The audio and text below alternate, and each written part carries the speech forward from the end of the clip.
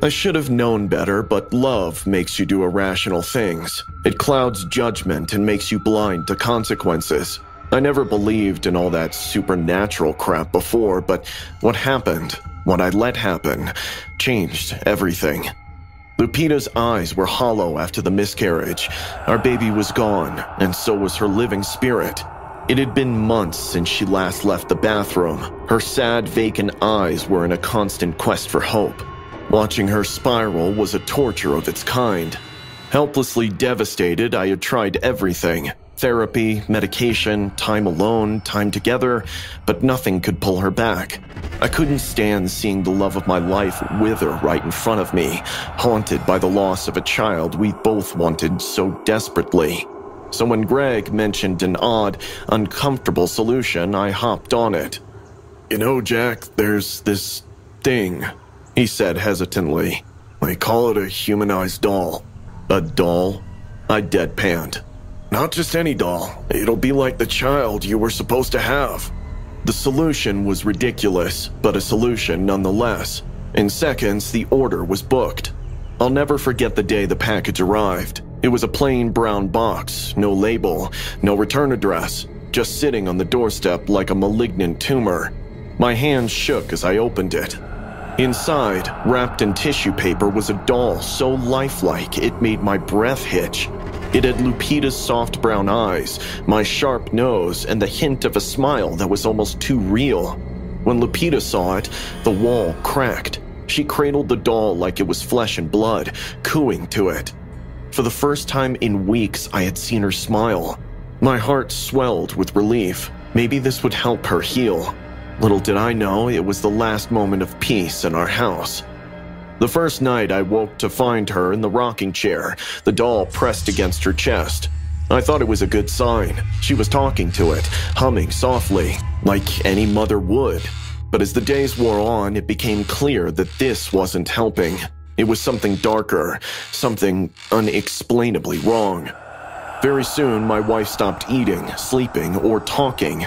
She spent every waking moment with that doll, feeding it, changing diapers. She named it Baby Blue.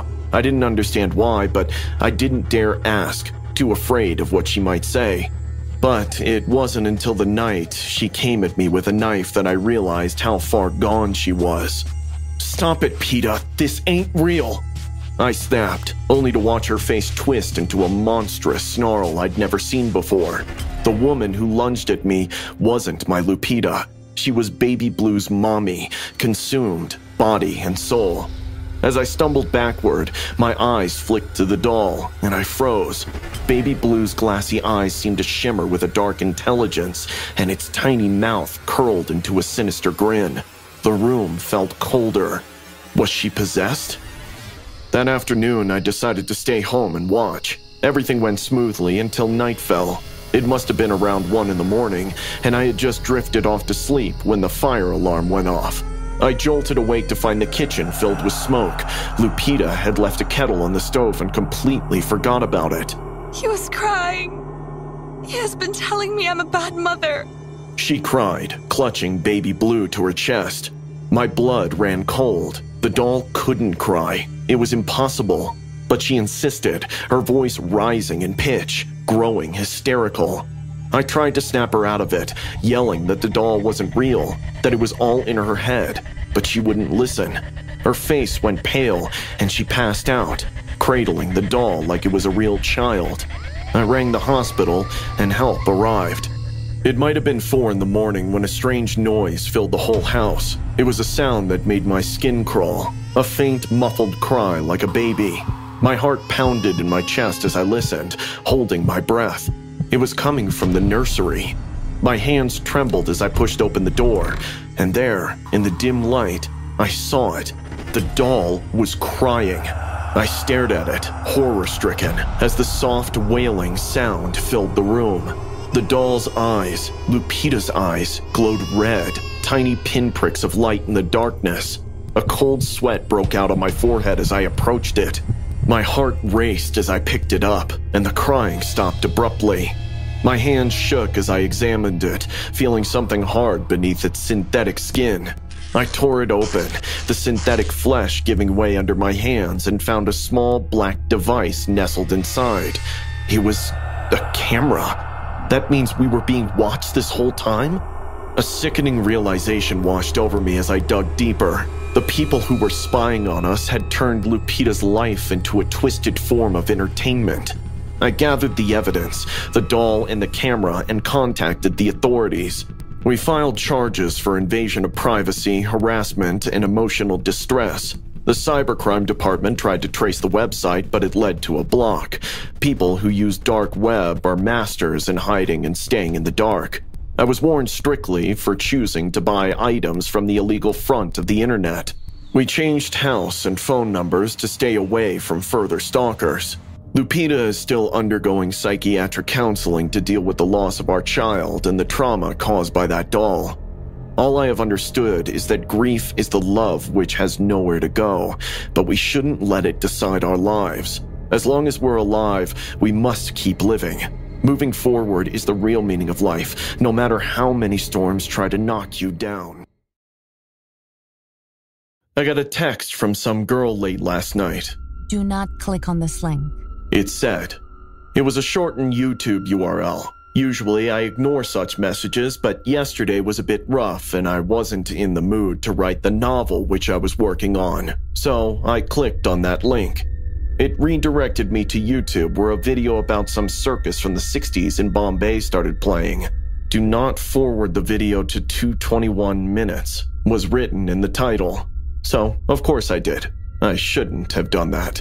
At exactly 2:21 seconds, I paused the video. Everything looked quite ordinary. A black and white footage, 3 elephants in the back, a few dwarves ahead, and a bunch of people around. But right in the center was a large drum, on which was written, Comment 13.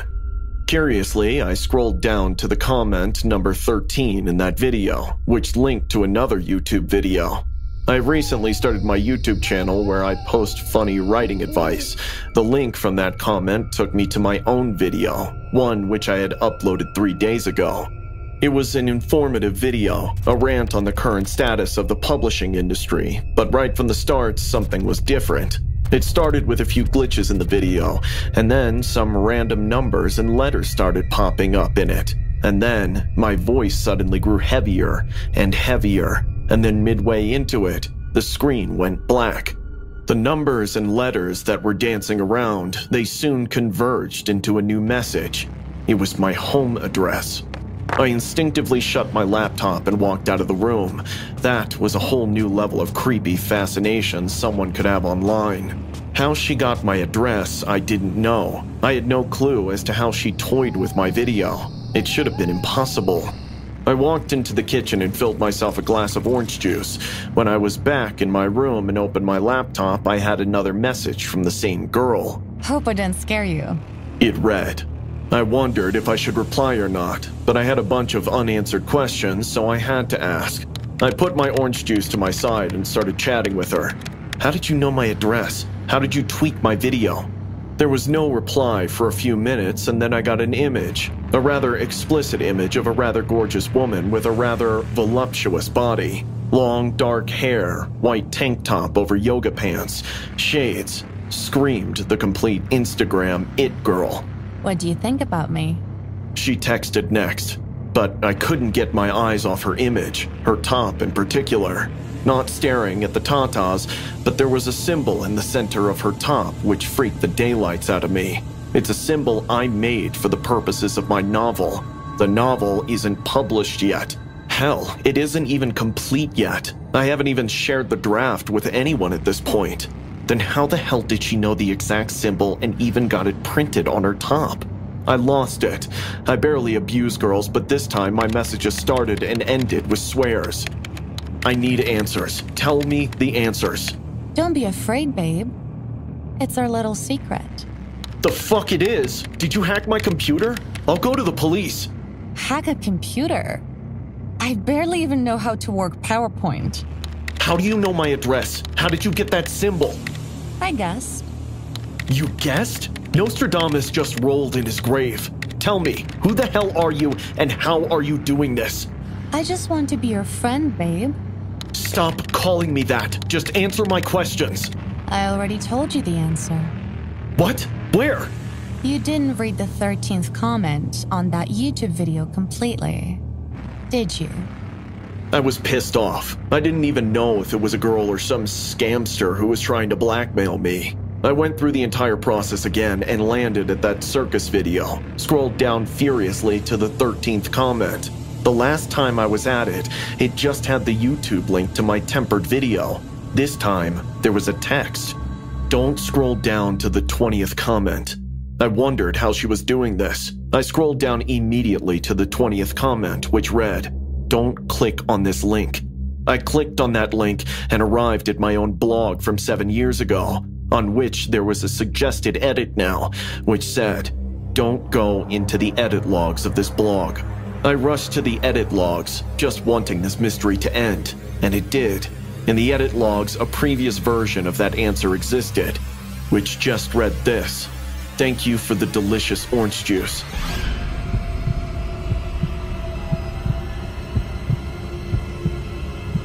I looked to my right.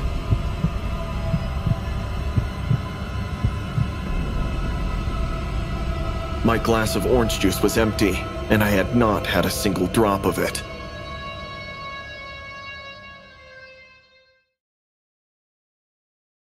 Meeting Kelly felt like something out of a dream. A weird, dark dream, but a dream nonetheless.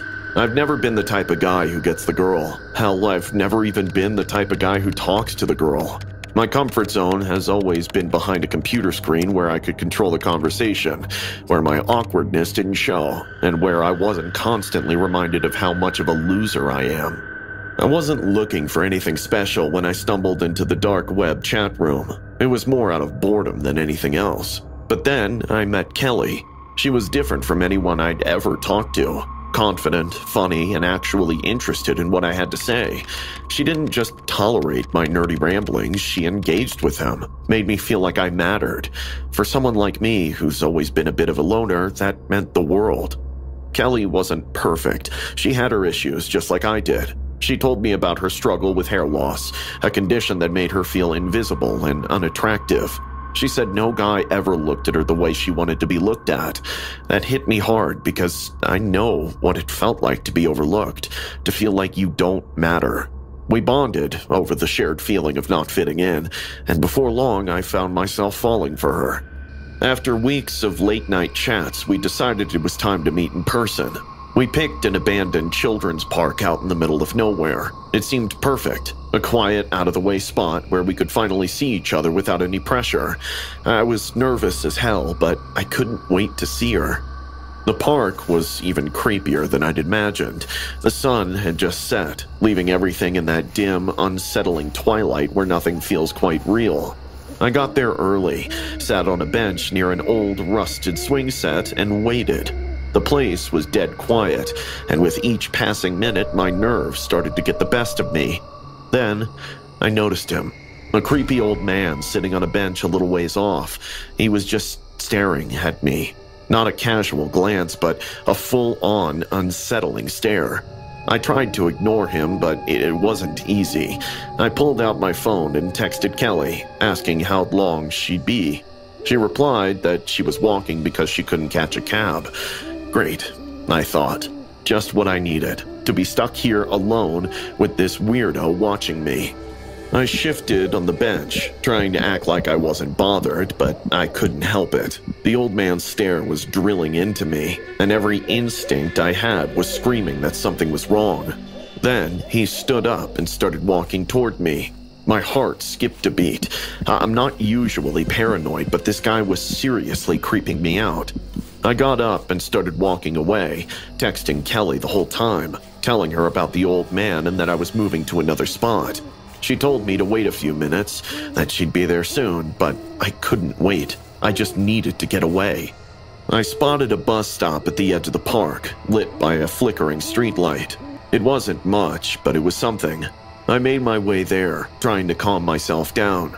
As I reached the bus stop, I looked back and there he was, standing across the street, grinning at me. That grin sent a shiver down my spine. It was like he knew something I didn't, like he was enjoying my fear. I needed to hear Kelly's voice, to know that she was real and that this wasn't some messed up joke. But I didn't have her number. We'd been so caught up in our chat room world that we never thought to exchange phone numbers. I cursed myself for that, then texted her, saying the internet was spotty and asking for her number. She didn't reply right away, and those few seconds felt like an eternity. Finally, her number popped up in the chat. I didn't waste a second. I called it immediately. The phone rang once, then twice, and then I heard it. The ringtone, echoing through the empty street. My heart sank. I looked around, but the street was deserted. No sign of Kelly, no sign of anyone. Panic set in. I looked across the street again, but the old man was gone. That should have made me feel better, but it didn't. Everything about this felt wrong. My hands were shaking as I dialed her number again. The ringtone started up, louder this time, closer, right behind me. I turned around slowly, every muscle in my body tense. The old man was crouched on the bus stop bench, grinning at me like he'd just won some sick game. "Hello, Ryan," he said, his voice dripping with malice. "I hope my hair is fine for you. I didn't want to wear a wig on our first date." I stared at him, my mind racing to make sense of what was happening. Kelly's words, her stories about her hair loss, her vulnerability, it all came crashing down on me in a sickening realization. This wasn't Kelly. It had been him all along. He lunged at me, and I reacted without thinking. My fist connected with his face, and he stumbled back, blood streaming from his nose. I didn't wait to see what he'd do next. I turned and ran, his voice echoing after me. "Stop, Ryan! Stop! I thought you were different. I thought you loved me." I didn't stop running until I was back at my apartment, the door locked behind me, my heart pounding in my chest. I couldn't believe what had just happened. I felt sick, violated, like I'd been played from the start. I wiped my phone and computer clean that night, erasing every trace of that chat room, of Kelly, if that was even her real name, of everything. I was done with the dark web, done with trusting people online. I learned my lesson the hard way. The dark web is a dangerous place, and sometimes the people you meet there aren't people at all.